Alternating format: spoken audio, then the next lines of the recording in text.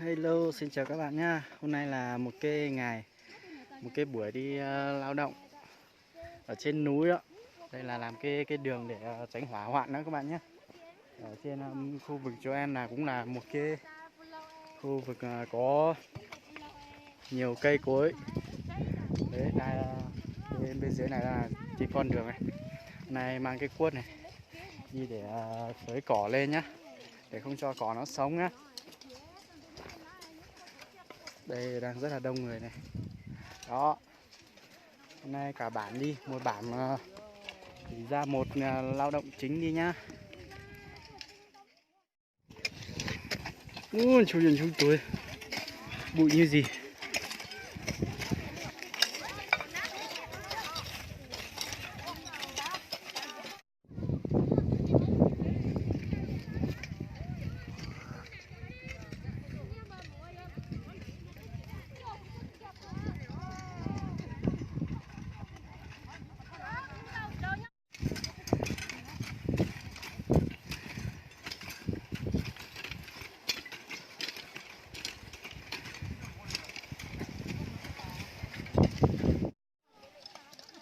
Đây này các bạn này, chỗ này nhìn như này là rất là dốc luôn,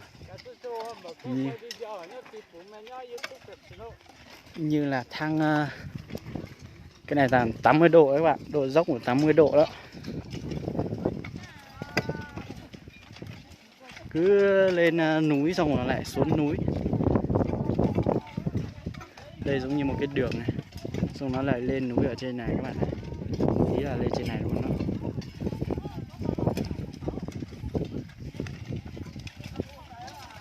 Hôm nay đây là toàn là chị em phụ nữ thôi nhá. Đàn ông là người ta mang cái dao phát rồi. Phát đi trước rồi, cái này phát đi trước.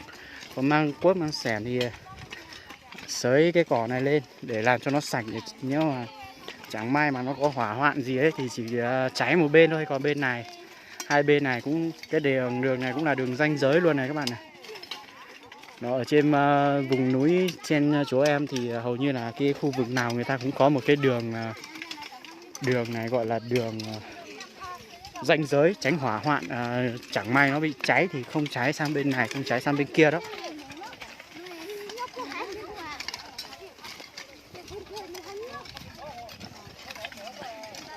Chỗ này rất là dốc luôn nhé.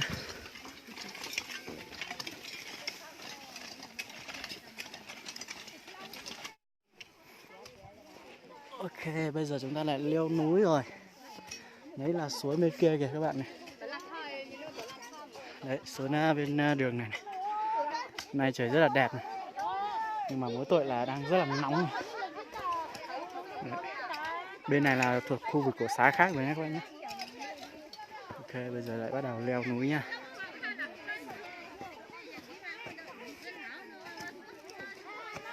Ui, chỗ này dốc quá. Đây toàn là chị em phụ nữ thôi nhá, toàn là đội mang cuốc, còn đội mà mang dao phát thì đi trước rồi, đi phát trước để đội này làm xới cỏ lên này.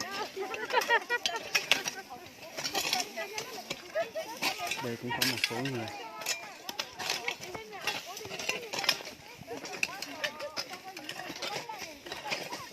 Ôi dồi ôi.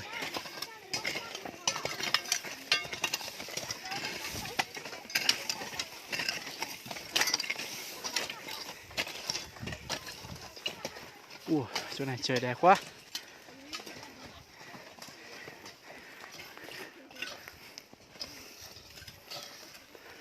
Phải sao tỏ bố tổ. Quay long nữa nhỉ mò. Nhớ phải sao tỏ bố tổ.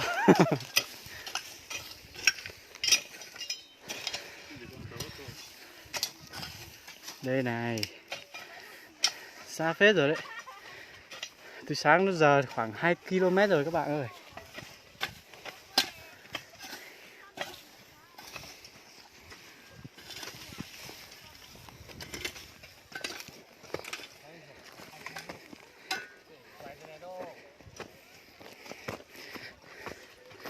Đây là đường ranh giới nên là làm cũng khá là xa.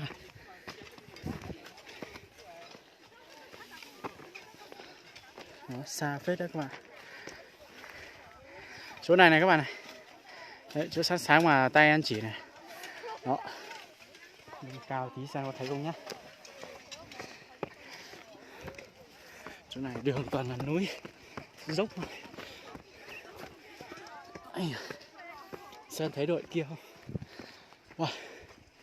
Đây mấy cái gùi này người ta mang lên này. Đường đi về đằng này rồi các bạn ơi. Đấy.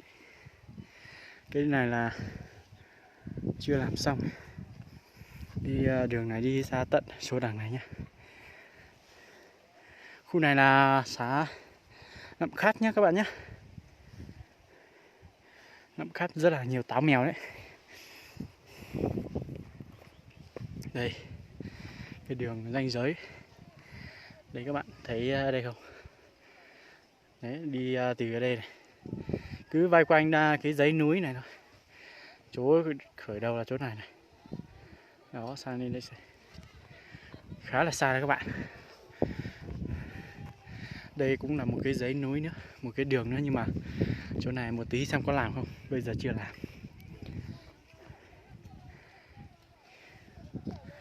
Này trời rất là đẹp.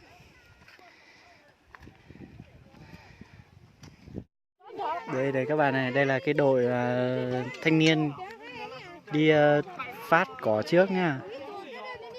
Đội này đi phát trước này. Phát trước rồi đội kìa. Tàng nhá bà cha. Tàng nhá. Một chế ạ.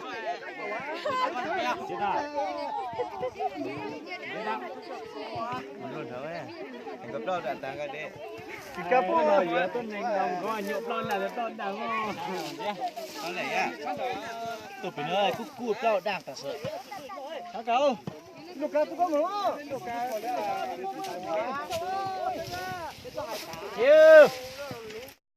Rồi bây giờ tập trung hết rồi nha các bạn nhá. Bây giờ tập trung hết rồi nên là rất là đông luôn. Rất là đông luôn. Đây. Đây cũng khá là đông nữa rồi.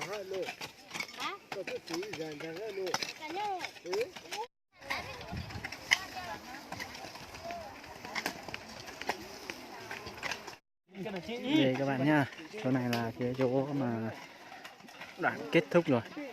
Bây giờ là nốt cái chỗ này ra cái chỗ này là của bản khác rồi, người ta cũng làm trước rồi. Do là bản mình á là bận việc gia đình nên là nhiều nhà bảo hoán lại nên là vẫn hoán lại nhá. Và bây giờ là đã kết thúc rồi, còn một đoạn tít ở đằng kia nữa thôi. Bản này hơn 70 hộ rồi, rất là đông. Đây những cái này mà các bạn thấy nhỉ, lá cây này rất là khô luôn này. Và đây là cái đỉnh núi ranh giới. Mọi năm đều làm như này nhé, mọi năm đều làm như này cả. Đấy, đường rất là sạch như ô tô đi luôn. Đường giống như ô tô đi. Bây giờ đang nắng, rất là nắng rồi này. Đấy. Trời hôm nay cũng rất là đẹp.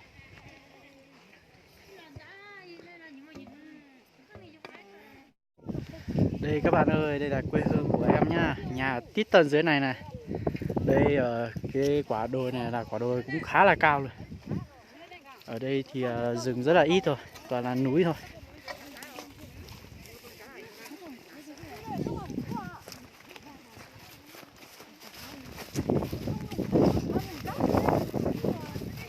Hôm nay trời cũng rất là đẹp này.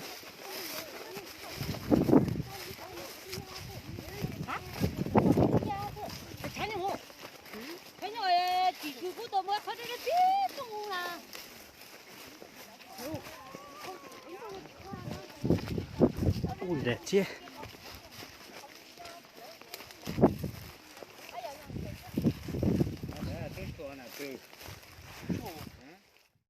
Đây các bạn, hôm nay đi làm về đến đây đến trưa rồi. Ngồi ở đây ăn cơm. Ăn rất đơn giản.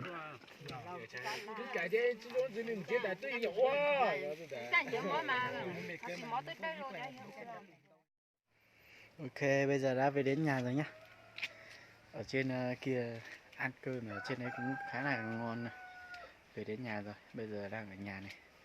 Hôm nay trời rất là đẹp. Ở trên em có một cái nơi nó đóng băng tuyết rồi nhé các bạn. Đóng băng tuyết rồi, nhưng vài hôm nữa có thời gian mình sẽ đi quay cho các bạn cùng xem. Đi lên trên cao kia thì mới thấy cơ, ở dưới này không thấy. Đó, thì cảm ơn các bạn đã theo dõi video của em. Xin chào và hẹn gặp lại. Đừng quên nút đăng ký để theo dõi những video mới nhất nha.